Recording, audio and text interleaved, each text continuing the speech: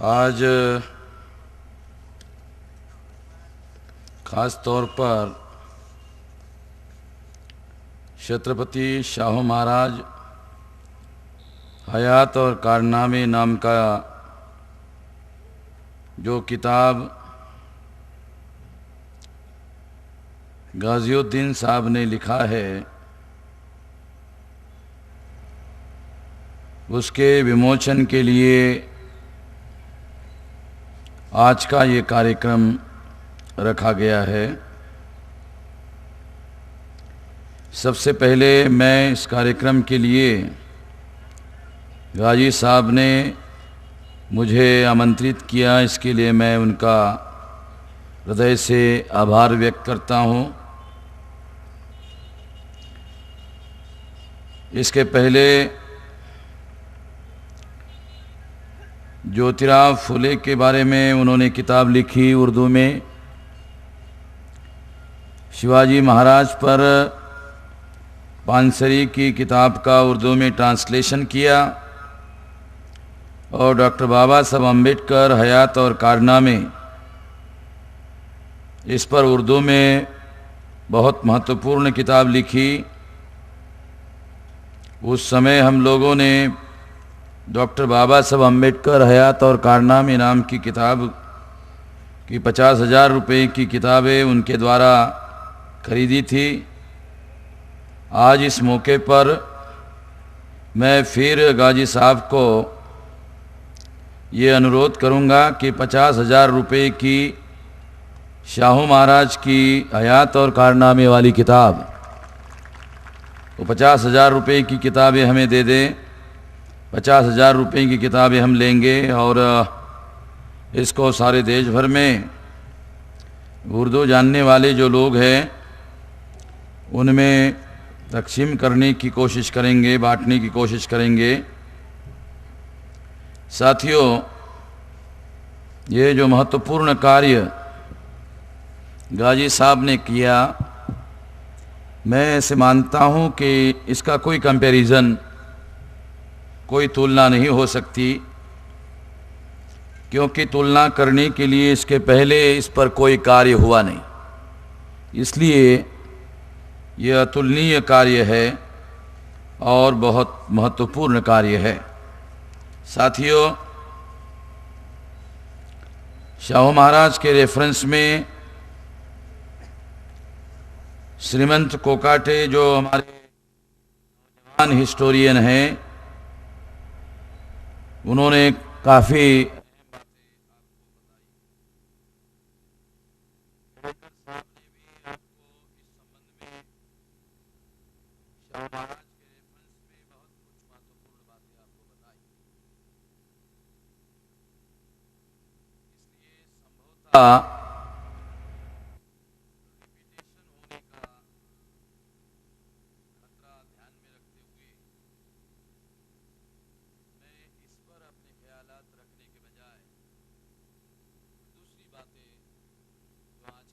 पर महत्वपूर्ण है ऐसा मैं मानता हूं,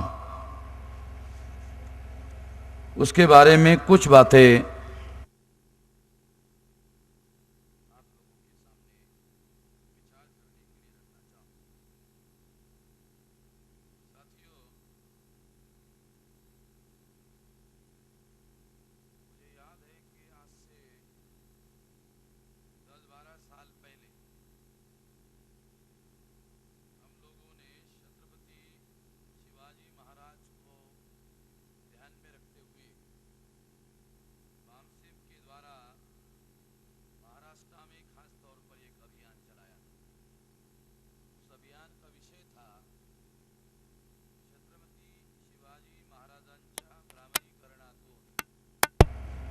मूळ निवासी बहुजनांचे ब्राह्मणीकरण,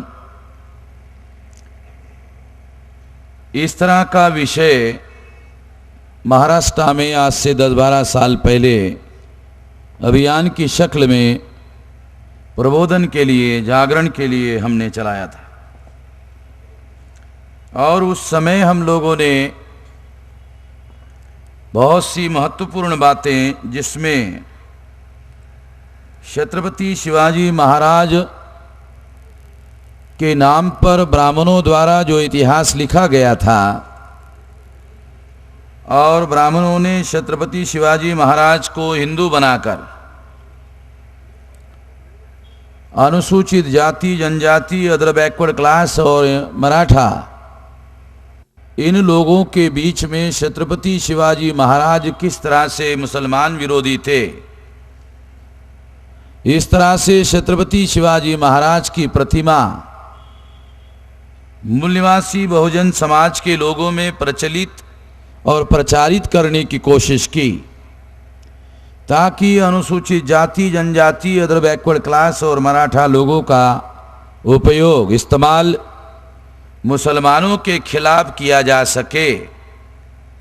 इस बात को ध्यान में रखते हुए छत्रपति शिवाजी महाराज का चरित्र योजनाबद्ध तरीके से ब्राह्मणों के द्वारा महाराष्ट्र में लिखा गया था और ब्राह्मणों ने खास तौर पर इसमें एक महत्वपूर्ण बात बताई थी कि छत्रपति शिवाजी महाराज केवल गो ब्राह्मण प्रतिपालक थे, केवल गो ब्राह्मण प्रतिपालक थे। गो ब्राह्मण प्रतिपालक का मतलब था गाय और ब्राह्मणों का पालन करने वाला। छत्रपति शिवाजी महाराज राजा थे और वो केवल गाय और ब्राह्मणों का ही पालन करने वाले थे। बड़ा अजीब लगता है, यानी उनके पास कोई काम धंधा नहीं था, गाय ब्राह्मणों का ही पालन करते थे, वो कोई काम धंधा ही नहीं था। एक राजा आदमी उसको केवल गाय और ब्राह्मणों का ही प्रतिपालन करने वाले थे।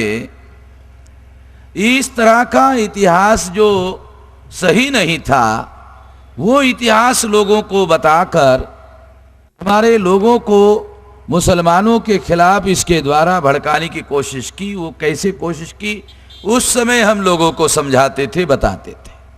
मैं इसका विश्लेषण करके अभी आपको उस समय हम जो बताते थे, आज मैं आप लोगों को थोड़ा सा संक्षिप्त में बताता हूँ कि अगर बहुजन समाज के शिवाजी महाराज आराध्य दैवत है, अगर वो गाय और ब्राह्मणों का प्रतिपालन करते थे, अगर ये बताया जाए तो उन लोगों को ये बताया जा सकता है कि शिवाजी महाराज तो गाय और ब्राह्मणों के प्रतिपालक थे, तो गाय को काटकर मारकर खाने का काम कौन करते हैं?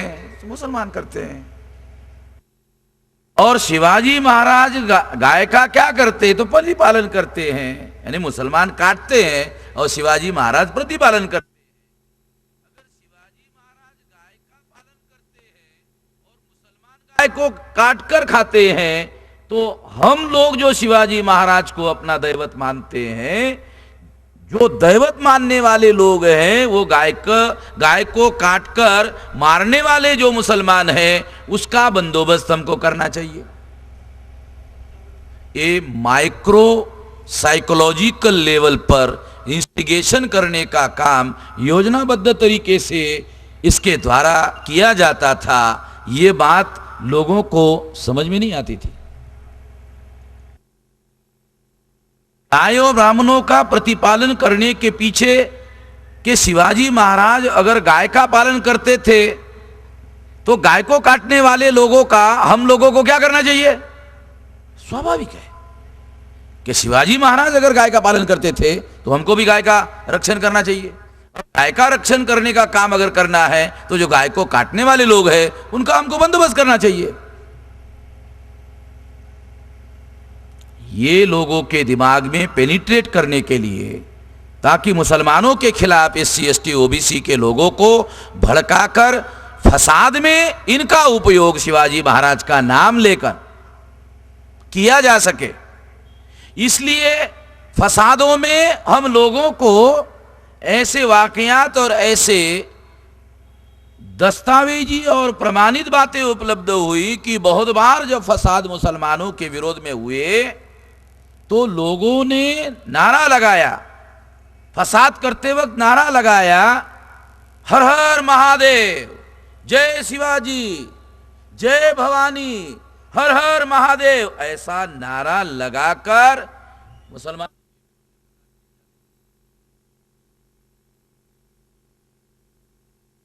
बात साथियों मैं इसलिए आप लोगों को बता रहा हूं कि छत्रपति शिवाजी महाराज का इस तरीके से ब्राह्मणीकरण किया गया कि अगर शिवाजी महाराज का ब्राह्मणीकरण हो गया तो शिवाजी महाराज के द्वारा शिवाजी महाराज को अपना दैवत मानने वाले लोगों का भी ब्राह्मणीकरण हो जाता है। अगर शिवाजी महाराज को दैवत मानने वाले लोगों का ब्राह्मणीकरण हो जाता है तो ब्राह्मणों को ब्राह्मणीकरण हुए बहुजन लोगों का मुसलमानों के खिलाफ इस्तेमाल करना संभव होता है। इतना माइक्रो प्लानिंग ब्राह्मणों ने इस देश में छत्रपति शिवाजी महाराज का जीवन चरित्र गलत तरीके से लिखकर कोशिश की। ये ब्राह्मणीकरण मूल निवासी बहुजन समाज के लोगों का मानसिक रूप से गुलामीकरण करने का काम था ताकि इन लोगों का इस्तेमाल किया जा सके। ये उस समय हमने अभियान चलाकर लोगों को समझाने का प्रयास किया। ब्राह्मणों ने लोगों को यह भी बताने की कोशिश की कि छत्रपति शिवाजी महाराज की जो तलवार थी वो तुळजा भवानी की दी हुई तलवार थी। शिवाजी महाराज थोड़ी तलवार चलाते थे, वो तो भवानी की तलवार थी, अपने से ही चलती थी।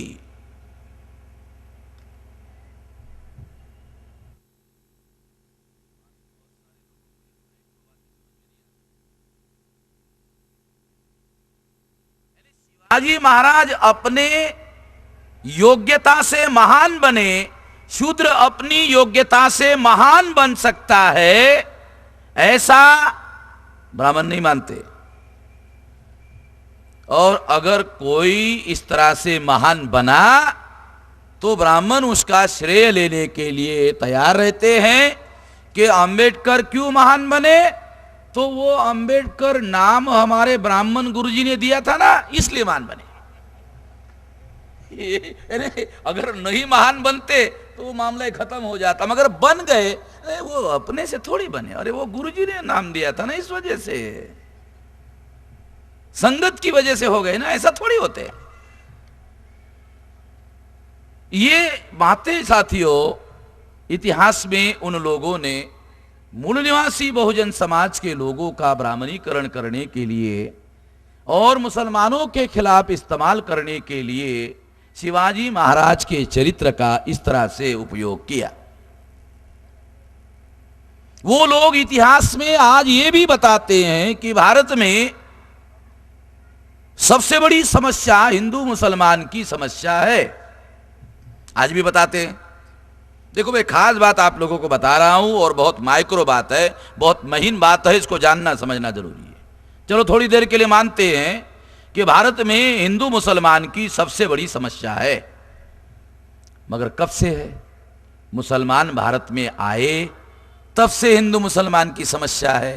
चलो ठीक है, तुम्हारी बात मान लेते हैं, मगर मुसलमान भारत में आए च नहीं थे तब कौन सी थी?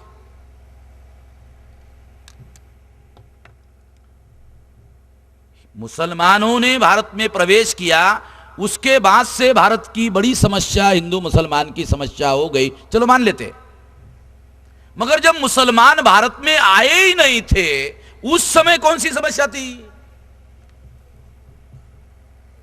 और मुसलमान भारत में आने के पहले जो समस्या थी, क्या वो समस्या आज समाप्त हो गई? वो समस्या तो समाप्त नहीं हुई। वर्ण व्यवस्था की समस्या समाप्त नहीं हुई, जाति व्यवस्था की समस्या समाप्त नहीं हुई, अस्पृश्यता की समस्या समाप्त नहीं हुई, वो समस्या तो बरकरार है। और इन सारी बातों के निर्माता मुसलमान नहीं है। मुसलमानों के किसी भी ग्रंथ में वर्ण व्यवस्था के निर्माण का कोई आधार नहीं है। कुरान में वर्ण व्यवस्था के निर्माण का कोई आधार नहीं है। अभी मुफ्ती साहब ने बताया कि एक देश को दूसरे देश के ऊपर कोई वरीयता हासिल नहीं है, ऐसा कुरान में लिखा हुआ है। हमारे संविधान में भी ये लिखा हुआ है कि वर्ण, रंग और किसी जाति और प्लेस ऑफ बर्थ के आधार पर किसी को किसी व्यक्ति के ऊपर कोई वरीयता हासिल नहीं है। जो कुरान का आयत है वो तो संविधान के आर्टिकल 14 में लिखा हुआ है। साथियों, मैं ये उदाहरण इसलिए बता रहा हूं, ये जानने और समझने की बातें हैं कि अगर ऐसा है और ये महत्वपूर्ण बात है तो निश्चित रूप से हम लोगों को सही तरीके से इसको समझने की आवश्यकता है और इस पर अमल करने की आवश्यकता है। मैं इस मौके पर इस मुद्दे के रेफरेंस में ये बात आप लोगों को बताना चाहता हूं कि हमारे लोगों को जो गलत बातें महापुरुषों के रेफरेंस में बताई जाती हैं, चाहे शिवाजी महाराज के रेफरेंस में हो और अलग अलग महापुरुषों के रेफरेंस में हो, वो गलत बातें लोगों के जहन पर प्रभाव डालती है और फिर लोग उनकी यही बात है ऐसा मानकर लोग उस पर अमल करना शुरू करते हैं। इसलिए ये जानना, ये समझना जरूरी है। गांधी जी के रेफरेंस में भी बहुत सारे लोगों का बहुत बड़ा भ्रम है। गांधी जी ने लिखी हुई बातें लोग मानते नहीं है, बड़ा मुझे अच्छा। गांधी जी ने राउंड टेबल कॉन्फ्रेंस में कहा, ऐलान करके कहा कि अगर अंग्रेज हमें आजादी देने के लिए तैयार है और आजादी में अछूतों को अलग अधिकार देते हैं तो मुझे ऐसी आजादी बिल्कुल नहीं चाहिए। क्या कहोगे इसको?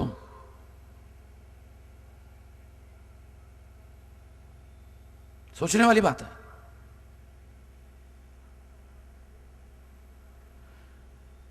कालेलकर कमीशन में मराठा लोगों को अदर बैकवर्ड क्लासेस के लिस्ट में रखा हुआ है, कुणबी मराठा एक बताया गया है।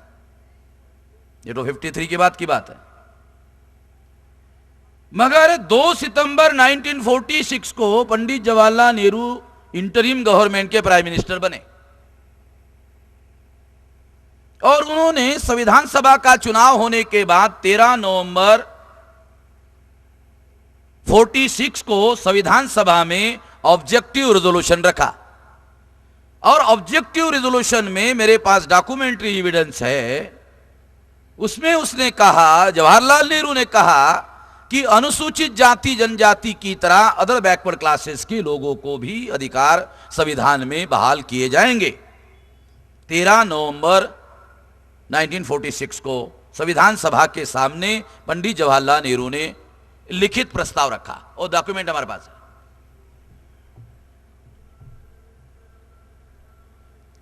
मगर यह प्रस्ताव 28 अगस्त 1947 को पंडित जवाहरलाल नेहरू और कांग्रेस के नेताओं ने पीछे ले लिया।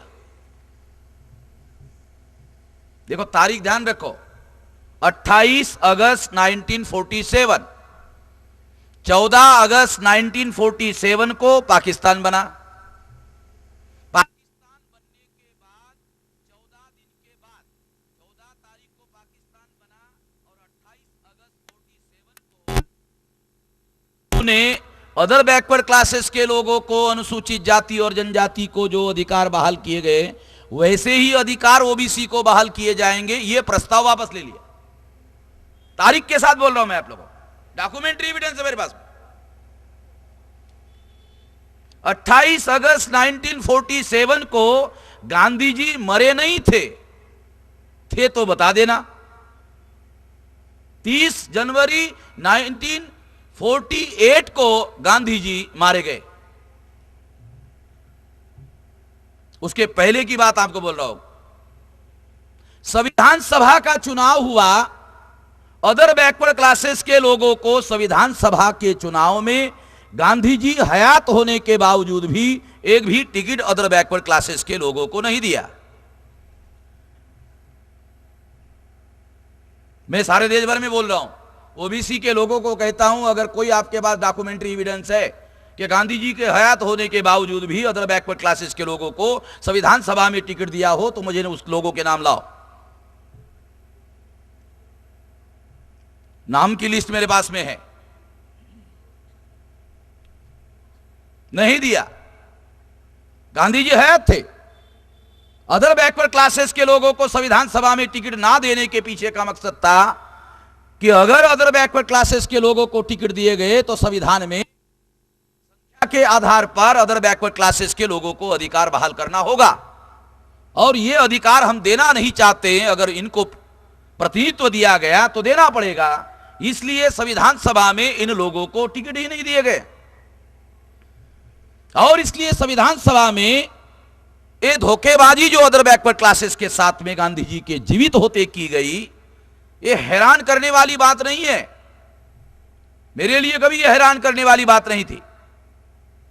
आप लोगों के जानकारी के लिए भी मैं ये बताना चाहता हूं कि जो ब्राह्मणेतर आंदोलन सत्यशोधक समाज के आंदोलन से निर्माण हुआ था, उसके 30-35 के दौरान जेधे और जवड़कर मराठा समाज के बहुत बड़े नेता थे।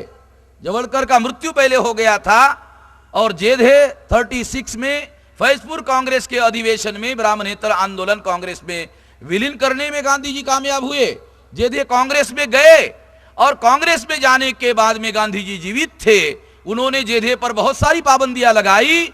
जेधे कांग्रेस छोड़कर गांधी जी के जीवित होते हुए कांग्रेस छोड़कर बाहर आ गए। इतिहास जानने की बहुत आवश्यकता है। गांधी जी के मरने के बाद जेधे बाहर नहीं आए, गांधी जी जीवित थे, उसी समय बाहर आ गए।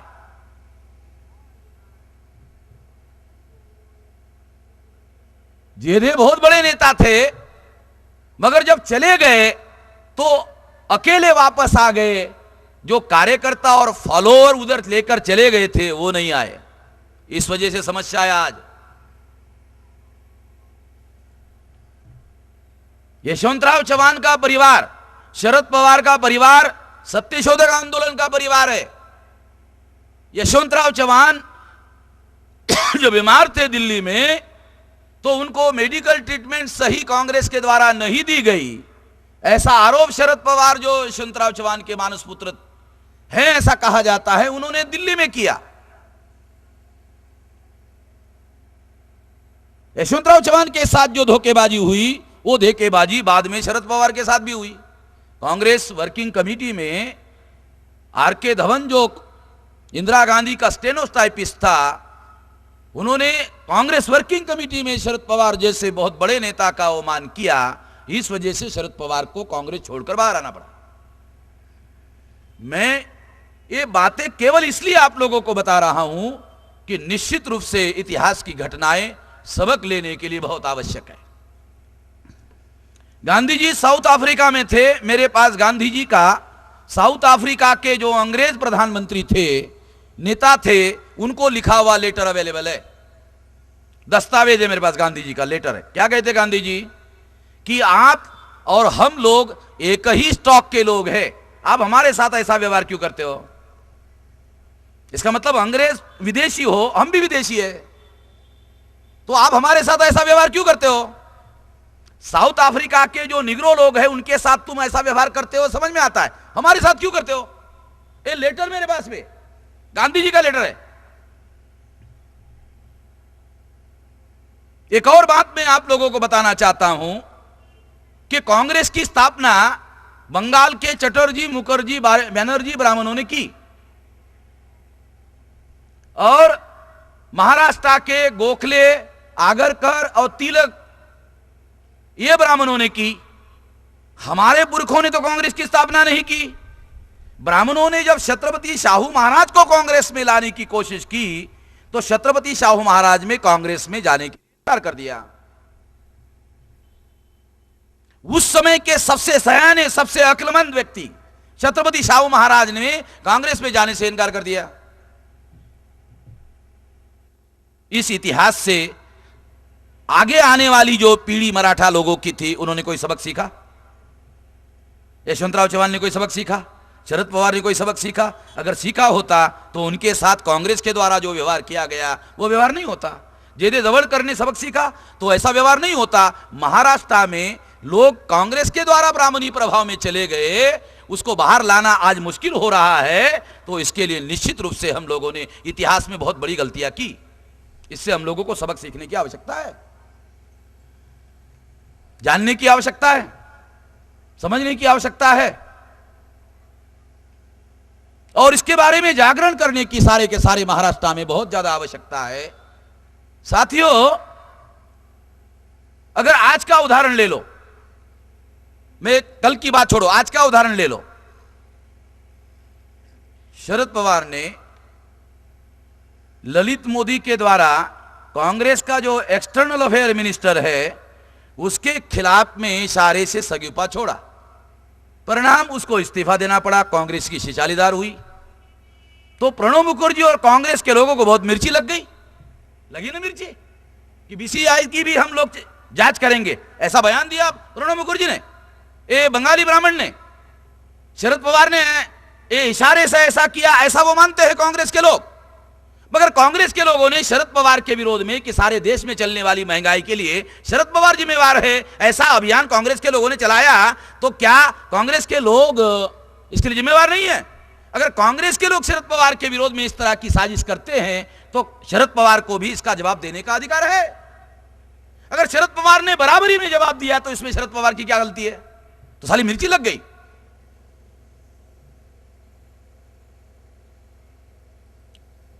साथियों, मैं ये आज का उदाहरण इसलिए दे रहा हूं कि ये मामला जो पुराना है खत्म नहीं हुआ, साला अभी भी चल रहा है।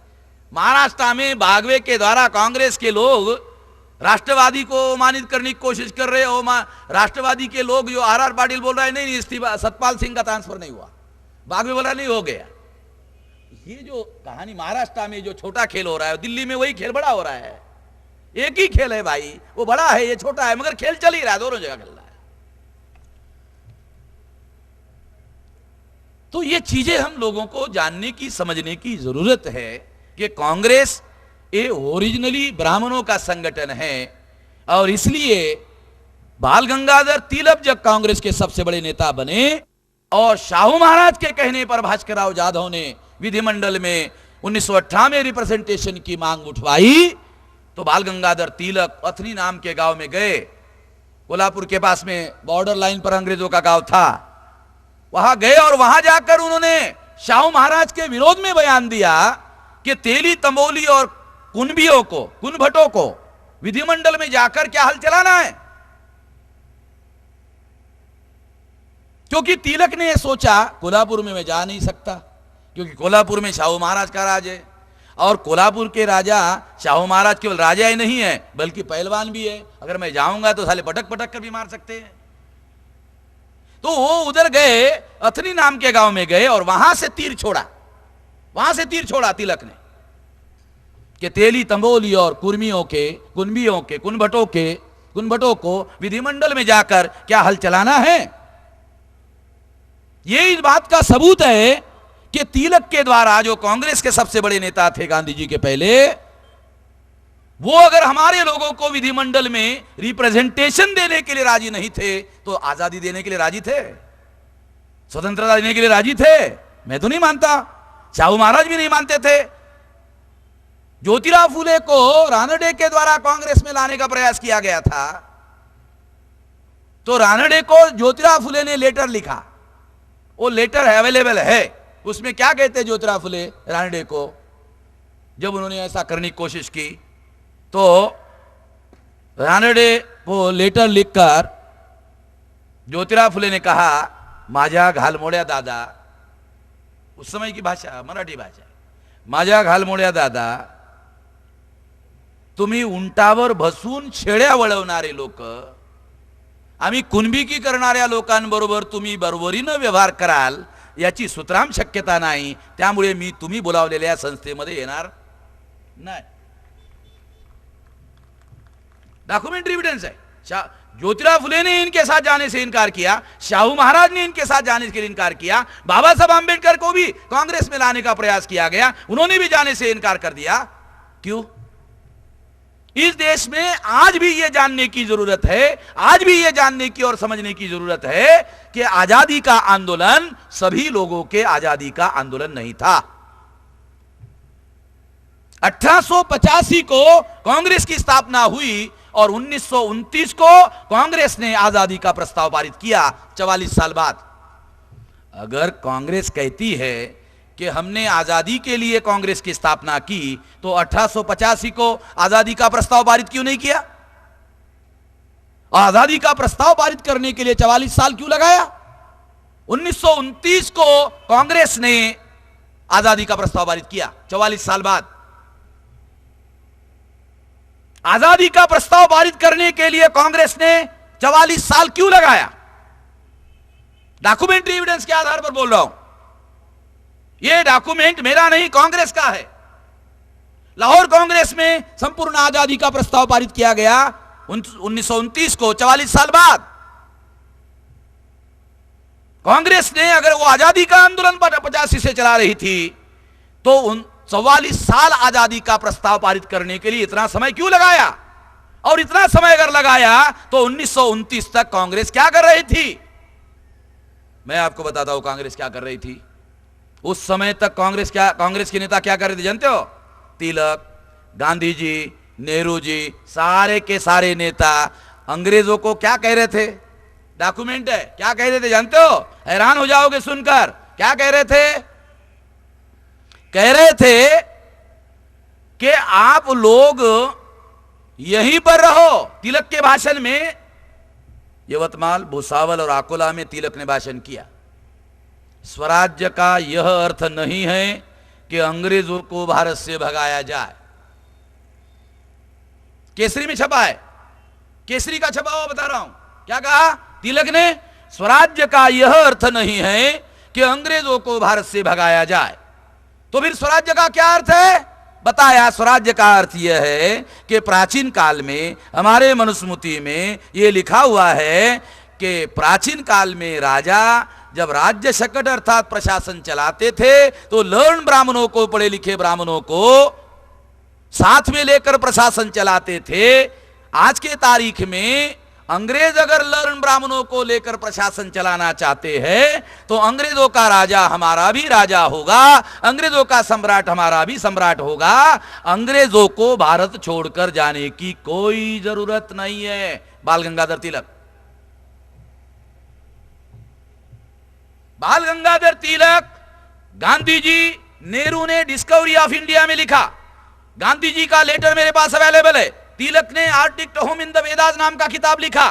तीनों के दस्तावेजी एविडेंस मेरे पास में है। और उस समय के और बहुत सारे नेशनल लेवल के जो ब्राह्मण लीडर थे मेरे पास डॉक्यूमेंट्री एविडेंस है। सारे के सारे लोग अपने डॉक्यूमेंट में कहते हैं कि जिस तरह से अंग्रेज विदेशी है, हम भी विदेशी है। दोनों विदेशियों को मिलकर यहां के मूल निवासियों पर राज करना चाहिए। मुगलों ने हमको हिस्सेदारी दी थी, हमने मुगलों के विरोध में आजादी का आंदोलन नहीं चलाया। एकदम सही है। मुगलों ने 650 साल तक भारत में राज किया। मुसलमानों ने नहीं बोल रहा हूं मैं, ध्यान रखना, मुगल और मुसलमान अंतर है। शब्दों को चॉइस करके यूज करने की आवश्यकता है। मैं मुगल बोल रहा हूं, मुगल रेस है, विदेशी है। मुगलों के प्रशासन में 40% हिस्सेदारी ब्राह्मणों को और राजपूतों को थी। ब्राह्मणों ने कभी भी मुगलों के विरोध में आजादी का आंदोलन नहीं चलाया। यही सबक ब्राह्मणों ने अंग्रेजों को कहा कि आप भी इधर ही रहो, आपके खिलाफ भी कोई आजादी का आंदोलन हम नहीं चलाएंगे, मगर आपको मुगलों की तरह हमको भी हिस्सेदारी देनी होगी। अंग्रेजों ने नहीं माना। 1929 तक कांग्रेस ने संपूर्ण आजादी का प्रस्ताव पारित नहीं किया। कारण था वो अंग्रेजों को यही कह रहे थे कि अगर आप हिस्सेदारी देते हो तो आप इधर ही रहो, जाओ मत, इधर ही रहो। तुम और हम मिलकर रगड़ा करते इन लोगों का।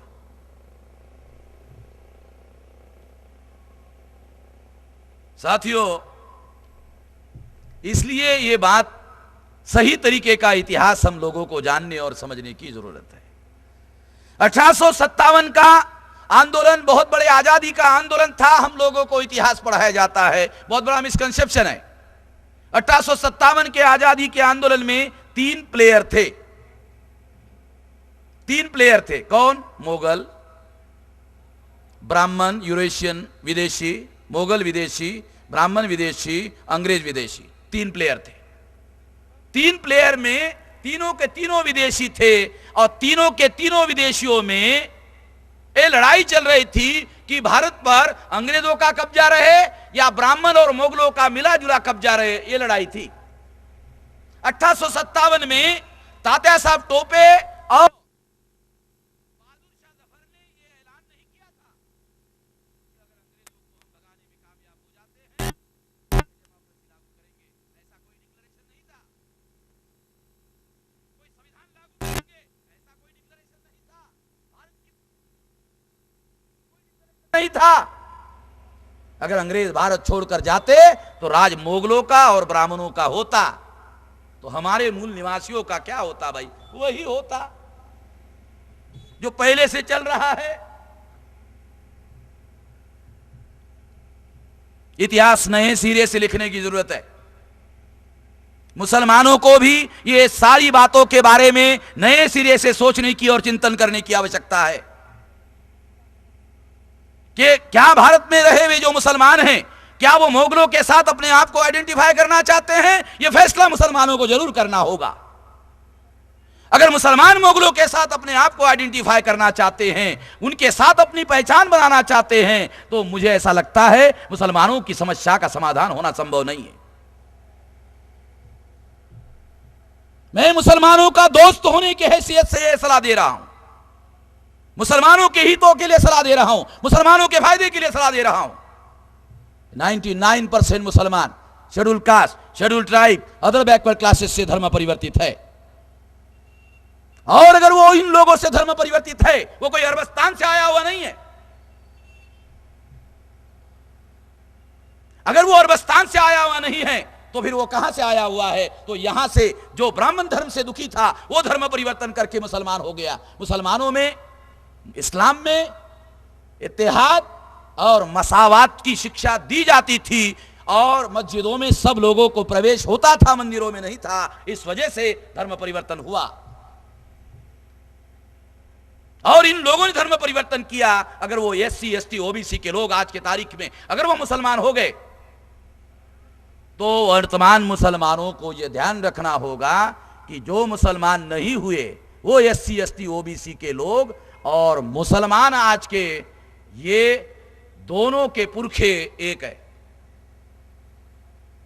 ये पहचान जब तक वर्तमान मुसलमानों के अंदर नहीं पैदा की जाती तब तक सही तरीके की भाईचारा बनाने की योजना अमल में नहीं आ सकती।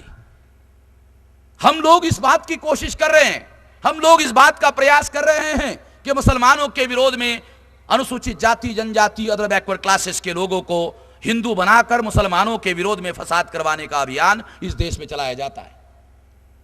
जानते हैं हम लोग, और हम ये भी जानते हैं कि जिन लोगों का इस्तेमाल होता है उनकी समस्याओं का कभी समाधान नहीं होता। इस्तेमाल करने वाले लोग पहले इस्तेमाल का प्लान बनाते हैं और जो इस्तेमाल करने का प्लान बनाते हैं वो कभी उनके कल्याण का प्लान नहीं बनाते। जो इस्तेमाल का प्लान बनाते हैं वो कल्याण का प्लान नहीं बनाते, वो विकास का प्लान नहीं बनाते। वो सत्यानाश का प्लान बनाने वाले लोग निरंतर सत्यानाश का ही प्लान बनाते। इसलिए अनुसूचित जाति, जनजाति, अदर बैकवर्ड क्लासेस के जो लोग हैं, जब उनको हिंदू बनाया जाता है तो वो ब्राह्मणों के फौजी हो जाते हैं, सेनापति वो हो जाते हैं। सेनापति फसाद में क्यों नहीं मारा जाता? हमारे कोकाटे जी कहते हैं सेनापति थोड़ी मारा जाता, वो तो फौजी मारे जाते हैं। साले मैदान में तो फौजी होते हैं, सेनापति तो आदेश देता है, वो तो घर में रहता है, वो तो प्लान बनाता है ताकि फौजियों को कौन से मैदान में भेजा जाए। सेनापति थोड़ी मारे जाते। ये सारे फसादात के प्लान बनाने वाले लोग फसाद में क्यों नहीं मारे जाते? अरे जो प्लान बनाने वाले लोग हैं वो कैसे मारे जाएंगे? क्योंकि उनको तो मालूम है मोमिनपुरों में फसाद होने वाला है, तो वो 10 किलोमीटर दूर पहले रहते, तो साले फसाद में मारे कैसे जाएंगे? उनको प्लान बनाने वालों को मालूम होता है कि कौन से मोहल्ले में फसाद होने वाला है। साथियों, ऐसी बहुत सारी मौलिक बातें हैं जो हम लोगों को आपस में सलाह मशवरा करने के लिए, आपस में विचार विमर्श करने के लिए, आपस में विचार का लेन देन करने के लिए बहुत ज़्यादा आवश्यक है। और निश्चित रूप से हम लोगों को निरंतर इसके बारे में विचार करते रहना चाहिए। ये हमारे हित में। भारत में एक बहुत बड़ी समस्या, बहुत बड़ा मंथन जो है इस विषय पर होना जरूरी है सारे देश भर में। हम लोग इस पर अभियान चला रहे हैं कि भारत का विभाजन क्यों हुआ और उसका असली कारण क्या है। भारत के ब्राह्मणों ने अंग्रेजों को दोष दिया और दूसरा मुसलमानों को दोष दिया कि भारत के विभाजन के लिए केवल 2 लोग जिम्मेवार हैं, या तो अंग्रेज जिम्मेवार है या तो मुसलमान जिम्मेवार। जो डॉक्यूमेंट में हमारे पास अवेलेबल है, मैं तारीखों के साथ में, अभी हम लोग सारे देश भर में अभियान चला रहे, हमारे पास डॉक्यूमेंट अवेलेबल है, तारीखों के साथ बातें अवेलेबल है कि भारत का विभाजन ब्राह्मणों के द्वारा योजना बनाकर हुआ। ये सिंपल लॉजिक आपको बताता हूं कि अगर मुस्लिम लीग भारत में रहती चलो देखो, सिंपल लॉजिक, बहुत बड़ी बात आपको नहीं बताता हूं, थोड़ी बातें आप लोगों को विचार करने के लिए। अगर मुस्लिम लीग भारत में रहती तो कांग्रेस की सबसे बड़ा विरोध करने वाला जो दल था उस समय मुस्लिम लीग थी। अगर ये सबसे बड़ा विरोध कांग्रेस का करने वाला दल अगर भारत में रहता, जिनके पास रिसोर्सेस थे, जिनके पास बहुत बड़े बड़े नेता थे, जिनके पास बैरिस्टरी पढ़े हुए लीडर थे और बहुत बड़ी लीडरशिप थी, ऐसी लीडरशिप वाला संगठन अगर कांग्रेस के विरोध में बराबरी में खड़ा होता आजाद भारत में, और अनुसूचित जाति के लोग मुस्लिम लीग के साथ कोऑर्डिनेशन करके अगर चुनाव लड़ते, क्या होता? सेंट्रल गवर्नमेंट में कांग्रेस को बहुमत मिल जाता। सरदार पटेल का रिकॉर्डेड बात मेरे पास अवेलेबल है। ऐसा होने से पार्लियामेंट में बहुमत कांग्रेस को नहीं मिलेगा और हमको इनके लोगों के ऊपर निर्भर रहना पड़ेगा। सरदार पटेल का मेरे पास में स्टेटमेंट है। और अगर कांग्रेस को बहुमत नहीं होता और ये लोग आपस में मिलजुल कर, अनुसूचित जाति के लोग और मुसलमानों के लोग मिलजुल कर चुनाव लड़ते, जैसे बंगाल में बैरिस्टर जोगेंद्रनाथ मंडल और प्रजा किसान पार्टी जो फजलुल हक की थी उसके साथ मिलजुल कर चुनाव लड़ा, जानते हो क्या हुआ बंगाल में? बंगाल में शेड्यूल कास्ट और मुसलमानों की गवर्नमेंट थी 46 में। जवाहरलाल ने सोचा, गांधी जी ने सोचा, जो प्रयोग बंगाल में हो रहा है, अगर अनुसूचित जाति के लोग और मुसलमान लोग ऑल इंडिया में मिलजुल कर चुनाव लड़ते, अगर मुसलमान भारत में रहते और आजाद भारत में मिलजुल कर चुनाव लड़ते, सेंटर में कांग्रेस को बहुमत नहीं मिलता। ऐसा कांग्रेस के नेता सोचते हैं, मेरे पास रिकॉर्ड है। जानते हो इससे क्या होता? ब्राह्मणों को भारत पर कब्जा करने का मौका मिलता? बिल्कुल नहीं मिलता। ब्राह्मणों ने दूसरा प्लान बनाया। देखो, हाइपोथेसिस समझाता हूं। अगर मुसलमानों को हम पाकिस्तान दे देते हैं, मुस्लिम लीग और उनकी लीडरशिप पाकिस्तान चली जाएगी, कांग्रेस का विरोध करने वाला कोई भी दल भारत में नहीं रहेगा और इस तरह से सारे भारत पर ब्राह्मणों का कब्जा करना संभव होगा। ये जो अनुमान जवाहरलाल नेहरू और कांग्रेस के तत्कालीन नेताओं ने किया था, ये केवल हवाई बात नहीं थी। जब 26 जनवरी 1950 को संविधान लागू हुआ, लागू होने के बाद में 1952-53 में लोकसभा का चुनाव हुआ, पंडित जवाहरलाल नेहरू ने 3% ब्राह्मणों को 60% टिकटें दी, 47% ब्राह्मण चुनवा कर लाए और भारत पर ब्राह्मणों का कब्जा करवाया। ये आंकड़े मेरे नहीं है, लोकसभा सेक्रेटेरिएट के आंकड़े। तो जो मैं कह रहा हूं कि आजादी का आंदोलन अगर होता तो वो सभी लोगों के आजादी का आंदोलन होता। जवाहरलाल नेहरू उस आंदोलन के अगर नेता थे तो उन्होंने 3% ब्राह्मणों को 60% टिकटें क्यों दी? और अगर दी तो आजादी का आंदोलन सभी लोगों के आजादी का आंदोलन था और ब्राह्मणों का आजादी पर कब्जा करने का आंदोलन नहीं था। बिल्कुल गलत है। डॉक्यूमेंट्री एविडेंस के आधार पर बोल रहा हूं। इसलिए भारत का विभाजन ब्राह्मणों का भारत पर कब्जे करने के दांवपेच का हिस्सा था और इसलिए ब्राह्मणों ने योजना बनाकर भारत का विभाजन किया। और इस वजह से आज की तारीख में क्या है जानते हो? बहुत लोगों को देश में क्या चल रहा है पता ही नहीं है। आज के तारीख की बात बता रहा हूं। आज के तारीख में 216 कांग्रेस ब्राह्मणों की ओरिजिनल पार्टी, 116 बीजेपी, 206 और 116 322 ब्राह्मणों के, 24 कम्युनिस्ट पार्टी के, 24 और 22 46 और 21 ममता बनर्जी के, 46 और 21 67 367 सीटें ब्राह्मणों के पार्टी के कब्जे में, आउट ऑफ 543। आज के तारीख की बोल रहा हूं। जो चुनाव के समय हमारे सामने जब आते हैं तो बीजेपी कांग्रेस का विरोध करती है, कांग्रेस बीजेपी का विरोध करती है, कम्युनिस्ट बीजेपी के और कांग्रेस के विरोध करते हैं। मगर जब पार्लियामेंट में जाते हैं, कांग्रेस, कम्युनिस्ट, बीजेपी तीनों मिलकर फ्लोर कोऑर्डिनेशन करके कानून पास करते हैं। बीजेपी, कांग्रेस और कम्युनिस्ट पार्लियामेंट के अंदर कोऑर्डिनेशन करके कानून पास करते हैं। ये जो सिटीजनशिप अमेंडमेंट एक्ट किया, इस सिटीजनशिप अमेंडमेंट में बांग्लादेश के साइड से जो अनुसूचित जाति, जनजाति, अदर बैकवर्ड क्लासेस के लोग, जिन लोगों ने बाबा साहब आंबेडकर को खुलना, जसोर और बोरीशाल में चुनाव लड़कर जितवाया था, वो लोग जब पाकिस्तान बनने के बाद भारत में आए, आज तक उनका सेटलमेंट भारत के लोगों ने नहीं किया। जो अडवाणी पाकिस्तान में पैदा हुआ था वो भारत में प्रधानमंत्री पद का दावा कर रहा है, और जो भारत के अंदर आकर बसे, उस समय आकर बसे, उनको आज भी नागरिकता का अधिकार देने के लिए भी लोग राजी नहीं है। वो कानून कम्युनिस्ट कांग्रेस और बीजेपी के लोगों ने पार्लियामेंट में पास किया। आज के तारीख की राजनीति में कल की नहीं बोलो, आज भी वही बात है जो आजादी के आंदोलन में जो खेल वो लोग खेल रहे थे वो आज भी चल रहा है।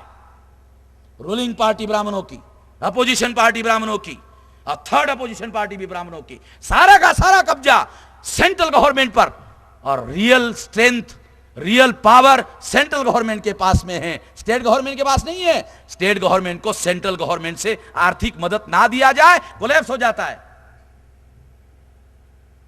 आर्थिक मदद के बगैर कोई स्टेट नहीं चल सकता। उस सेंट्रल गवर्नमेंट पर आज ब्राह्मणों का कब्जा है। बाइपोलर सिस्टम में, बाइपोलर द्विदलीय सांसदीय जनतंत्र में एक कांग्रेस की पार्टी रूलिंग में, अपोजिशन में बीजेपी। कैसे वो आया? ये षड्यंत्र के तहत आया। बाबरी मस्जिद गिराने के बाद कांग्रेस के राज में बाबरी मस्जिद गिराई गई, और बाबरी मस्जिद गिराने के बाद बीजेपी की सरकार सेंटर में आई। ध्यान रखो, कांग्रेस ने प्लान बनाकर योजना बनाई। देवगौड़ा जब देश का प्रधानमंत्री बना ओबीसी, उसके मंत्रिमंडल में एक भी ब्राह्मण नहीं था। है किसी को पता? इससे ब्राह्मणों ने सबक सीखा, अगर ऐसा ही होता रहा तो खतरा है, इसलिए प्लान बनाया, योजना बनाई कि रूलिंग में भी ब्राह्मण होना चाहिए, अपोजिशन में भी ब्राह्मण होना चाहिए। अगर रूलिंग में ब्राह्मण हो, अपोजिशन में शूद्र हो, तो देश में डेमोक्रेसी लागू हो जाएगी। देखो, खास बात बता रहा हूं, अगर रूलिंग में ब्राह्मण हो, अपोजिशन में शूद्र हो, तो देश में डेमोक्रेसी लागू हो जाएगी। और देश में एक ही तंत्र लागू हो सकता है, अगर ब्राह्मण तंत्र है तो लोकतंत्र खत्म हो जाएगा, और लोकतंत्र है तो ब्राह्मण तंत्र खत्म हो जाएगा। अगर देश में रूलिंग में ब्राह्मण हो, अपोजिशन में शूद्र हो, तो देश में लोकतंत्र लागू हो जाएगा, ब्राह्मण तंत्र खत्म हो जाएगा। खत्म नहीं होना चाहिए, इसलिए रूलिंग में भी ब्राह्मण हो, अपोजिशन में भी ब्राह्मण हो। षड्यंत्र करके बाबरी मस्जिद कांग्रेस के राज में गिराई, और गिराने के बाद में बीजेपी की सेंट्रल गवर्नमेंट बनी, अपोजिशन में कांग्रेस। तब से बीजेपी कांग्रेस, कांग्रेस बीजेपी, सीताराम राजाराम, राजाराम सीताराम, सीताराम राजाराम, नागनाथ सापनाथ, नागनाथ सापनाथ। आज के तारीख का बोल रहा हूं, जो खेल आजादी के आंदोलन से चल रहा है, तिलक से चल रहा है, वो आज चरम पर है। ब्राह्मणों का केवल लोकतंत्र पर कब्जा नहीं है, विधायिका पर कब्जा नहीं है, कार्यपालिका पर ही कब्जा नहीं है, न्यायपालिका पर ही कब्जा नहीं है, मीडिया पर ही कब्जा नहीं है, मिलिट्री पर ही कब्जा नहीं है, एजुकेशन पर ही कब्जा नहीं है, सिलेबस पर ही कब्जा नहीं है, देश के एवरी डेमोक्रेटिक इंस्टीट्यूशन पर ब्राह्मणों का कब्जा है। आज के तारीख में अगर हम लोग अलग अलग अपनी ढपली, अपना राग अलापते रहेंगे, तो ब्राह्मण अलग अलग लोगों को पिटाई करेंगे। मुसलमान अपना राग अलापेंगे, मुसलमानों की पिटाई करेंगे। जब मुसलमानों की पिटाई करेंगे तो दूसरों को अपने साथ रखेंगे। जब दूसरों की पिटाई करेंगे तो मुसलमानों को अपने साथ में रखेंगे। एक साथ सबकी पिटाई करना संभव नहीं है। अगर स्वर्ण मंदिर पर हमला किया जाए तो मुसलमानों को साथ में रखो, अगर बाबरी मस्जिद पर हमला किया जाए तो सिखों को साथ में रखो, और अगर चर्चेस पर हमला किया जाए तो बाकी लोगों को साथ में रखो। एक साथ सबकी पिटाई करोगे तो सब मिलकर इकट्ठा हो जाएंगे, ताली हमारी पिटाई कर देंगे। ऐसा नहीं होना चाहिए, एक एक की पिटाई करो। तो वो लोग हमारे लोगों की अलग अलग पिटाई करते हैं, और हम भी अलग अलग राग, अलग अलग ढपली जो है बजाते रहते हैं, तो उनको बड़ी आसानी हो जाती है हमारी पिटाई करने में। अगर हम लोगों को इसी तरह से हमारी पिटाई करने का शौक है, तो यही तरीका अगर हम अपनाते रहेंगे तो पिटाई आगे भी होती रहेगी। देश में 3% ब्राह्मण है, 15-16% मुसलमान है। 3% ब्राह्मण, 15-16% मुसलमानों को अल्पसंख्यक कहते। साला बड़ा अजीब मामला है, मुसलमान भी मान लेते हैं। 3% ब्राह्मण, 16% मुसलमानों को अल्पसंख्यक कहते हैं, मुसलमान भी मान लेते हैं। मेरे को तो समझ में नहीं आ रहा है ये जो तंत्र है। ब्राह्मण अगर बैकवर्ड क्लासेस के और मराठा लोगों के घर में शादी लगाने के लिए आता है, उसके घर का खाना ही नहीं खाता, मालूम है? बोलता सीधा हटा दो, सूखा, तेरे घर का पकाया हुआ खाऊंगा नहीं।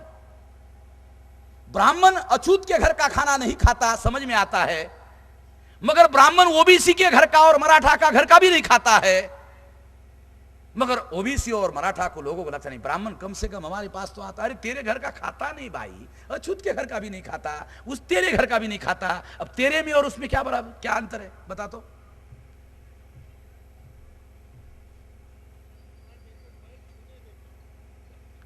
तो इस तरह से ऐसी बहुत सारी बातें हैं, बहुत सारी जागरण की बातें हैं जो ज्योतिराव फुले के द्वारा, शाहू महाराज के द्वारा उठाई गई थी। शाहू महाराज ने तो रेवोल्यूशनरी कॉन्सेप्ट किया था कि देश में जातवार प्रतिनिधित्व होना चाहिए। देखो बहुत गहरी बात है। मैं ये मानता हूं आज के तारीख में हमारे देश में डेमोक्रेसी नहीं है। डेमोक्रेसी का प्राण तत्व क्या है? रिप्रेजेंटेशन। क्या इस देश में अनुसूचित जाति के लोगों का रिप्रेजेंटेशन संसद में है? बिल्कुल नहीं है। क्या अनुसूचित जाति के लोगों का, जनजाति के लोगों का, जिसके विरोध में ऑपरेशन ग्रीन हंट, आदिवासियों पर गोलियां चलाने का अभियान चल रहा है, जंगलों में आदिवासियों को मरवाने का जो अभियान चल रहा है, क्योंकि जंगलों में जो मूल्यवान धातु है वो जंगल पूंजीपतियों को केंद्र सरकार ट्रांसफर करना चाहते हैं, आदिवासी उसका विरोध कर रहे हैं। इसलिए केंद्र सरकार उन आदिवासियों को नक्सलाइट और माओवादी कहकर गोलियों से भून रहे हैं, ताकि उनके अंदर दहशत पैदा किया जा सके और वो जंगल उद्योगपति और पूंजीपतियों को ट्रांसफर किया जा सके। ये चल रहा है। हमको क्या लगता है? अरे नहीं वो नक्सलाइट है। हमको क्या लगता है? अरे वो माओवादी है। अगर माओवादी को, नक्सलाइट को मारा जाता है तो अच्छा है। ये ब्राह्मणों की नीति है। देखो, अच्छे कुत्ते को अगर मारना है, देखो आपको उदाहरण देता हूं, अच्छे कुत्ते को अगर मारना है तो 6 महीना प्रोपेगेंडा करो, ये पागल हो गया, पागल हो गया, पागल हो गया, पागल हो गया, पागल हो गया, पागल हो गया, पागल हो गया, पागल हो गया, पागल हो गया। 6 महीने के बाद में इसको गोली मार दो। लोग क्या बोलेंगे? अरे यार इसी गली से मैं जाता था, हमेशा साला मेरे को डर लगा रहता था, पता नहीं साला कब काटेगा। अच्छा हुआ यार इस कुत्ते को मार दिया, अच्छा कुत्ता था साला, पागल नहीं था, मगर केवल प्रोपेगेंडा करने से पागल हो गया था। नहीं, कुत्ते को मारा तब भी पागल नहीं था, पहले भी पागल नहीं था, मारने के बाद भी पागल नहीं था, मगर लोगों ने माना नहीं पागल था। इस देश में सिखों के साथ ऐसा होता है, इस देश में मुसलमानों के साथ ऐसा होता है। इस देश में जो भी सम्मान स्वाभिमान से अपनी लड़ाई, अपनी बोली बोलना चाहता है, उसको वो लोग नक्सलाइट कहते हैं। इंडिया टुडे में वामन मेश्राम को भी नक्सलाइट घोषित कर दिया। अबे मैंने कहा मैं ऑफिस खोलकर चलाता हूं, नक्सलाइट साले जंगलों में चुप चुप कर चलाते हैं, ऑफिस खोलकर चलाने वाले को भी नक्सलाइट कहते हो? गोली मारने का इरादा है क्या तेरा? क्योंकि जो लोग अपनी बोली बोलते हैं और बोली में गोली से ज्यादा दम होता है, ऐसी बोली बोलते आनी चाहिए जिसमें गोली से ज्यादा दम हो। गोली का घाव तो भर जाता है, बोली का घाव हजारों साल रहता है। अरे नंद ने हमारे ब्राह्मण को ऐसे गाली दिया था, इसलिए मैं साली चोटी में गाढ़ बांध रहा हूं। साला 2000 साल से गाढ़ बांधता है नंद का नाम लेकर, अभी भी नहीं भूलता। नहीं, गाली दिया था। गोली का भूल जाता है, बोली का आदमी भूलता नहीं है, बड़ा गहरा घाव होता है। बोली बोलते आनी चाहिए, सही बोली बोलती आनी चाहिए। और इसीलिए संविधान में आर्टिकल 19 में हमारे वकील साहब संविधान को जानते हैं कि उसमें अभिव्यक्ति की स्वतंत्रता का मौलिक अधिकार बहाल किया गया। और इस मौलिक अधिकार का उपयोग करते हुए हम बोलते रहते। मैं मीरज में गया, वहां हालत दंगल होती रहती, वहां मीरज में गया, इंस्पेक्टर ने मेरे पास चिट्ठी भेजा कि आपका 9 बजे तक का समय समाप्त हो गया है। मेरे पास चिट्ठी भेजा, 9 बजे तक का समय समाप्त हो गया। मैंने अपने माइक से कहा, सुप्रीम कोर्ट ने 10 बजे तक बोलने के लिए कहा, मैं 10 बजने को 5 मिनट पहले तक बोलता रहूंगा और फिर अनाउंस करूंगा। फिर मैंने 5 मिनट पहले तक बोलता रहा 10 बजे तक, और 5 मिनट पहले घड़ी देखकर घोषित किया कि अब 10 बजने को 5 मिनट कम है, ये वीडियो रिकॉर्डिंग में मैं रिकॉर्ड कर रहा हूं। सुप्रीम कोर्ट ने 10 बजे तक बोलने की अनुमति दी थी, मैं 5 मिनट पहले समाप्त कर रहा हूं। ऐसा जब मैंने, इंस्पेक्टर उधर ही देख रहा था, उसको जब कहा तो उसने दूसरी चिट्ठी भेजी कि आपको सिक्योरिटी की आवश्यकता है क्या? बराबरी से जवाब देने की जरूरत है। उसको समझ में आया साला ये दलित पैंथर नहीं है, कुछ अलग लगता है, ये दलित है मगर पैंथर नहीं है, ये दिमाग से काम लेने वाला आदमी लगता है। साथियों, हम लोगों को इस देश में बहुत सारी ऐसी बातें हैं जिसके बारे में निश्चित रूप से बहुत सारी मिसकंसेप्शन लोगों के दिमाग से दूर करने की जरूरत है। मुसलमान ये मानता है कि पाकिस्तान निर्माण करने के लिए उसको जिम्मेदार ठहराया गया है और वो जिम्मेवार है, तो उनके अंदर इन्फीरियरिटी कॉम्प्लेक्स, हीन भावना या अपराध बोध, ये एक तरफ हीन भावना और दूसरी तरफ अपराध बोध पैदा किया गया। ये अपराध बोध लेकर मुसलमान जीता है। मैं ये कहता हूं कि मुसलमान इसके लिए किसी भी स्थिति में जिम्मेवार नहीं है। ये अभियान हम लोग सारे देश भर में चला रहे, डॉक्यूमेंट्री एविडेंस है मेरे पास में। इसलिए साथियों, बहुत सारी ऐसी बातें हैं जिसको जानने और समझने की जरूरत है। समय बहुत हो गया है, बोलने के लिए बहुत सारी बातें हैं, 10 बजने को आ रहा है। आखिरी बात कहते हुए साथियों, मैं अपनी बात यहां समाप्त करना चाहूंगा। आखिरी बात, 26 जनवरी 1950 को हमारे संविधान ने रिपब्लिक इंडिया घोषित किया। रिपब्लिक इंडिया कितने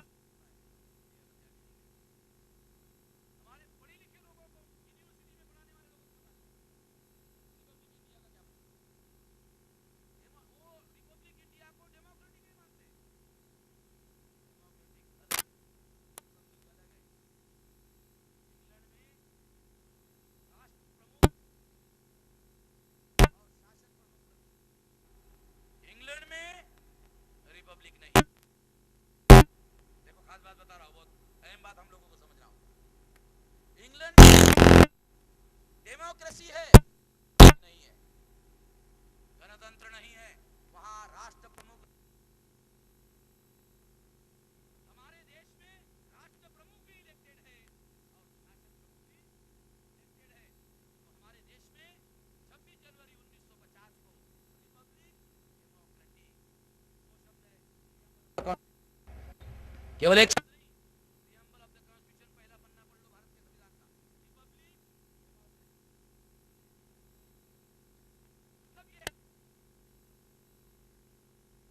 संस्थान थे, संस्थानिक राजा होते थे। बचा हुआ जो भारत था उस पर अंग्रेजों का राज था, अंग्रेजों का राज भी रिपब्लिक नहीं था। जो संस्थानिक देश था वो भी राजाशाही था, जो बचा हुआ था वो भी रिपब्लिक नहीं था। सारा का सारा भारत मोनार्की के अधीन था और इसलिए 26 जनवरी 1950 को देश को रिपब्लिक घोषित किया गया। क्या हुआ भारत में? नेहरू ने इंदिरा को लाया, इंदिरा ने संजय गांधी को लाया जो डफर था और फेल था, पास नहीं हो सका था। वो संजय गांधी मर गया अकाल में तो राजीव गांधी को लाया, राजीव गांधी मर गया तो सोनिया गांधी राजमाता, वो राजमाता बन गई तो उसने अपने बेटे राहुल गांधी को लाया। इसका मतलब समझते हो? परिवार राज, राजा का राज भी परिवार राज होता था। इसलिए 26 जनवरी 1950 को जब रिपब्लिक घोषित किया गया तो यह घोषित किया कि राजा के घर में, अब राजा के घर में राजा पैदा नहीं होगा, अब रानी के पेट से राजा पैदा नहीं होगा। रानी पेट से रहेगी, बच्चा भी पैदा करेगी मगर राजा पैदा नहीं करेगी। तो फिर प्रजा का राजा कौन होगा? प्रजा का राजा बैलेट बॉक्स से निकलेगा। प्रजा का राजा कौन होगा? तो प्रजा का राजा बैलेट बॉक्स से निकलेगा और बैलेट बॉक्स में वोट डालने का अधिकार प्रजा का होगा और इसका निर्धारण प्रजा करेगी कि प्रजा का राजा कौन होगा। That is Republic. क्या किया नेहरू ने? गांधी ने नेहरू को अपना उत्तराधिकारी घोषित किया, इसलिए सरदार पटेल को गांधी ने प्रधानमंत्री नहीं बनने दिया। इसलिए गांधी ने सुभाष चंद्र बोस को कांग्रेस पार्टी से निकालने के लिए मजबूर कर दिया। इसलिए सुभाष चंद्र बोस ने कांग्रेस का इस्तीफा देकर छोड़कर चला गया। इतिहास ठीक से पढ़ने की जरूरत है। गांधी ने नेहरू को उत्तराधिकारी घोषित किया, नेहरू ने इंदिरा गांधी को उत्तराधिकारी घोषित किया, इंदिरा ने संजय गांधी को, संजय के बाद मरने की वजह से राजीव गांधी के बाद में राजमाता सोनिया गांधी, उसके बाद में राहुल गांधी। हो गया परिवार राज। राजा का राज भी परिवार राज होता है, राजा का राज भी परिवार राज होता है, और नेहरू गांधी का परिवार भी परिवार राज हुआ। इसका मतलब है कि 26 जनवरी 1950 को जो संविधान ने रिपब्लिक इंडिया घोषित किया, उसके विरोध में इस देश में सारा का सारा आचरण हो रहा है। रिपब्लिक इंडिया को खत्म कर दिया गया। दूसरी बात, कांग्रेस ने जब परिवार राज भारत में राज लागू किया, तो कांग्रेस ने ही सारे देश भर में अलग अलग राज्यों में परिवार राज शुरू किया, अलग अलग जिलों में परिवार राज शुरू किया। सारे देश भर में अब परिवार राज चल रहा है। और अगर यह परिवार राज भारत में लागू होता है तो डेमोक्रेसी का क्या होगा? प्रजा को, लोगों को चुनने का अधिकार है? नहीं है। प्रजा को चुनने के लिए कौन से कैंडिडेट होते हैं? पहले कांग्रेस हाईकमांड चुनती है, और कांग्रेस हाईकमांड ने जिसको चुना उसको ही हमको चुनना पड़ता है। तो हम कहां चुनते हैं भाई? हम लोगों को भ्रम हो गया, हम लोगों को बहुत बड़ा भ्रम हो गया कि हम चुनते हैं।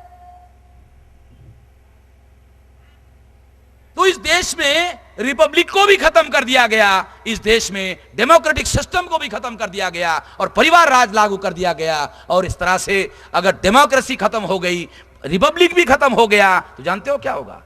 साधारण लोगों की समस्याओं का समाधान नहीं होगा, शांतिपूर्ण तरीके से लोगों की समस्याओं का समाधान नहीं होगा। अगर शांतिपूर्ण तरीके से लोगों की समस्याओं का समाधान नहीं हुआ तो लोग मरने के कगार पर, भूखमरी के कगार पर पहुंच गए। सेन गुप्ता कमेटी का रिपोर्ट, 83 करोड़ लोगों का इनकम। देखो, ये रिपब्लिक इंडिया खत्म हो गया, डेमोक्रेटिक इंडिया खत्म हो गया, रिजल्ट देखो, रिजल्ट बताता हूं। सेन गुप्ता कमेटी का रिपोर्ट क्या कहता है? 29 करोड़ लोगों का प्रति व्यक्ति प्रतिदिन इनकम 6 रुपया। भारत सरकार के प्लानिंग कमीशन के साथ मिलकर रिपोर्ट तैयार किया। 29 करोड़ लोगों का प्रति व्यक्ति प्रतिदिन इनकम 6 रुपया, महीने का 180 रुपया। भूखमरी के कगार पर 29 करोड़ लोग। 26 करोड़ लोगों का प्रति व्यक्ति प्रतिदिन इनकम 11 रुपया, महीने का 310 रुपया, अर्ध भूखमरी से मर रहे। 28 करोड़ लोगों का प्रति व्यक्ति प्रतिदिन इनकम 20 रुपया, महीने का 600 रुपया, अर्ध भूखमरी से मर रहे। 83 करोड़ लोग भूखमरी और अर्ध भूखमरी से मर रहे, और कुत्ते की मौत मरने के लिए लोगों को मजबूर किया जा रहा है।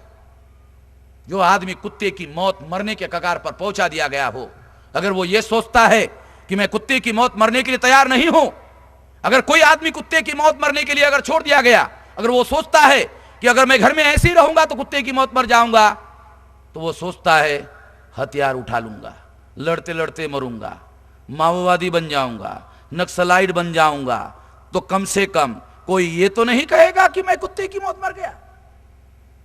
कोई ये तो नहीं कहेगा कि मैं कुत्ते की मौत मर गया, साला लड़ते लड़ते मर गया। शांतिपूर्ण तरीके से परिवर्तन करने का अधिकार समाप्त हो गया, क्योंकि डेमोक्रेसी नहीं है। अगर शांतिपूर्ण तरीके से परिवर्तन की आशा और संभावना बनी रहती तो कोई आदमी हाथ में हथियार उठाने के लिए और जंगलों में जाने के लिए राजी नहीं होता। और अगर ऐसा हो रहा है तो निश्चित रूप से साथियों, मैं ये मानता हूं कि ये जो लोग इसके लिए जिम्मेवार हैं, वो लोग उनको गोलियों से उड़ा रहे हैं। अगर यहां बैठे हुए जो लोग हैं, अगर इन लोगों को मैं एक सवाल पूछूं, एक सिंपल सवाल, वो लोग हाथ खड़ा करे कि कौन लोग कुत्ते की मौत मरने के लिए राजी है? हाथ खड़ा करो तो।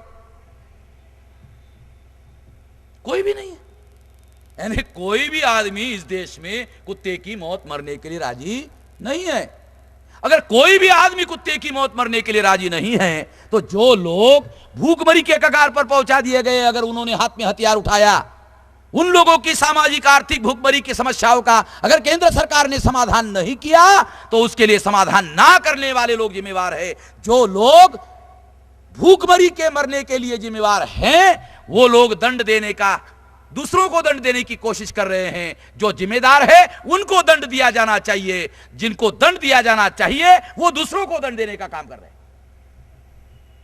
ये सारा परिणाम रिपब्लिक इंडिया और डेमोक्रेटिक इंडिया खत्म होने की वजह से ये हो रहा है। और साथियों, और अगर ऐसा होता है तो उसका केवल एकमात्र इलाज है कि देश डेमोक्रेटिक रिप्रेजेंटेटिव डेमोक्रेसी भारत में होनी चाहिए।